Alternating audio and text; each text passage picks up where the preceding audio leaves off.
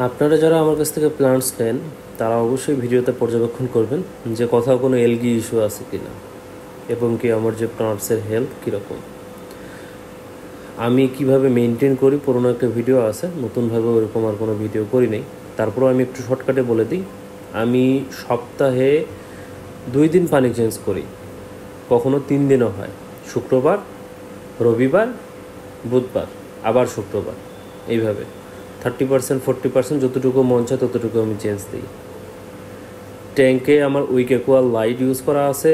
কোনো রকম algae issue না থাকার রিজন হচ্ছে এখানে আমি ব্ল্যাক মলি অলওয়েজ সারে রাখছি, আর ব্ল্যাক স্ট্রিম, এই দুটার জন্য অনেকটা ভালো কাজ করে। আর আপনার রেমসন স্নেল প্রচুর ভালো কাজ করে। আমরা তো আসলে স্নেল ভালোবাসি না, বাট স্নেল রাখা উচিত একটা ট্যাঙ্কে, খুবই কাজে আসে। তো আপনারা অবশ্যই খেয়াল করবেন।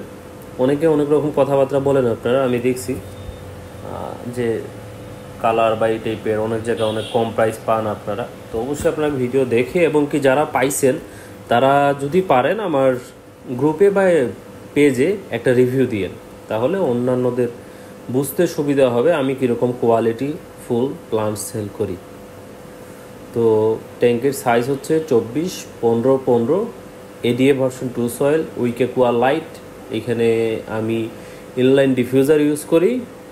রোটেলা গ্রিনগুলোকে দেখেন কত সুন্দর।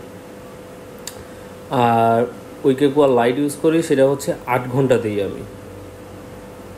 আর এখানে বেসিক যে মেনটেনগুলো আমি রেগুলার একটু খেয়াল করি কোথাও কোনো এলগি টেলগি এই টাইপের কোনো কিছু আছে কি না। আপনার জাস্ট হেলফেরিটাকে দেখেন কত সুন্দর এবং হেলদি। আমার মনে হয় হেলফেরিকে দেখার পর আপনাদের আর কোনো কমপ্লেন করা উচিত না ভাই। আপনার ট্যাঙ্কের অবশ্যই একটু চর্চা করেন, দেখবেন আপনাদের ট্যাঙ্কও খুব সুন্দর হচ্ছে।